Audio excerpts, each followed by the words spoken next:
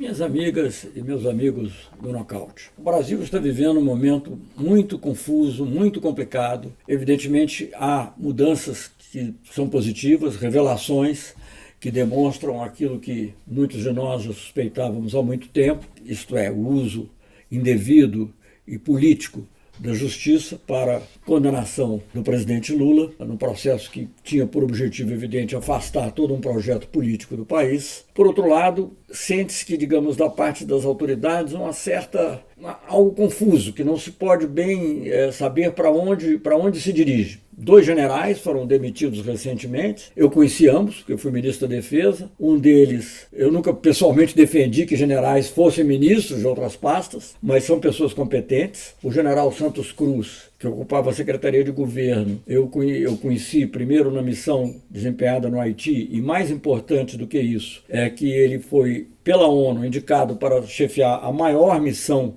das Nações Unidas, maior missão de paz, e não só a maior missão de paz, mas aquela que tinha um mandato mais forte, mais impositivo, e se saiu bem, saiu muito positivamente disso. Então, a saída de uma pessoa desse tipo, que vinha tendo opiniões moderadas e moderadoras em relação a vários temas, é algo preocupante. Ele está no coração do governo e ele sairá. Por outro lado, comenta-se também, na área central do governo, embora seja uma pessoa mais discreta por temperamento, que o general Floriano Peixoto também pode sair. Curiosamente, são os 2 generais que foram escolhidos pela ONU para funções importantes após o comando no Haiti. O general Floriano estava no Haiti, chefiava a MINUSTAH na época do terremoto e lá continuou, e eu o conheci nessa situação. Mais tarde ele foi chamado pela ONU para ser uma espécie de auditor ou fazer uma espécie de revisão das próprias operações de paz. Portanto, tanto Santos Cruz quanto o general Floriano Peixoto eram pessoas de uma reputação forte dentro das Forças Armadas. Obviamente, repito, não creio que seja necessário ter tantos generais no governo, mas já que é para ter generais, é muito bom ter as pessoas mais equilibradas e as mais comprometidas com valores republicanos. O que se comenta em relação à saída do Santos Cruz, especialmente, é que ele não conseguiu exercer plenamente esses valores republicanos em relação a essa questão da publicidade do governo. Por outro lado, também um outro general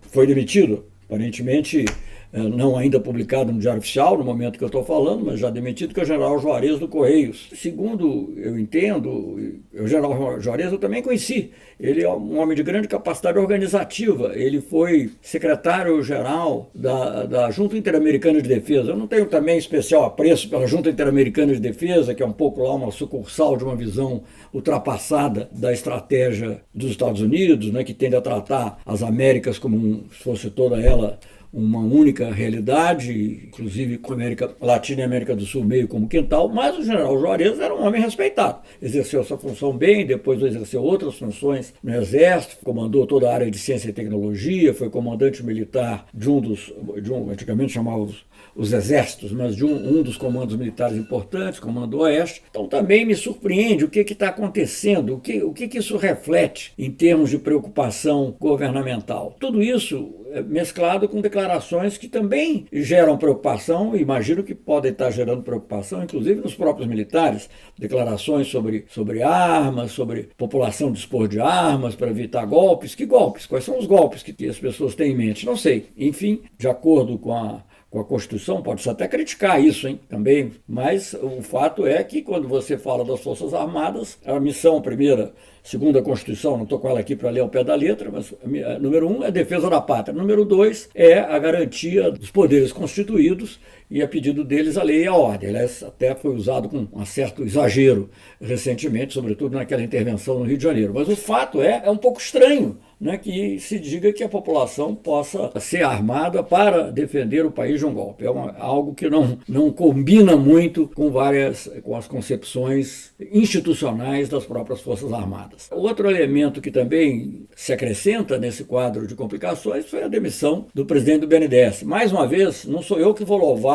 o Joaquim Levy, de uma posição bem diferente, era um homem neoliberal, foi, quando era secretário do Tesouro, ainda na época do governo do presidente presidente Lula defendia teses que dificultavam um pouco algumas ações políticas do governo em relação à Argentina, em relação a outros países, integração sul-americana em geral, e depois foi ministro da Dilma também, todos sabem, com uma política, aliás, muito restritiva. Agora, a maneira como ele foi demitido é uma coisa surpreendente, as razões alegadas também. A impressão que se tem é que os critérios não são critérios técnicos, independentemente de serem, já não se trata mais de ser direita ou ser de esquerda, ou de ser progressista ou conservador.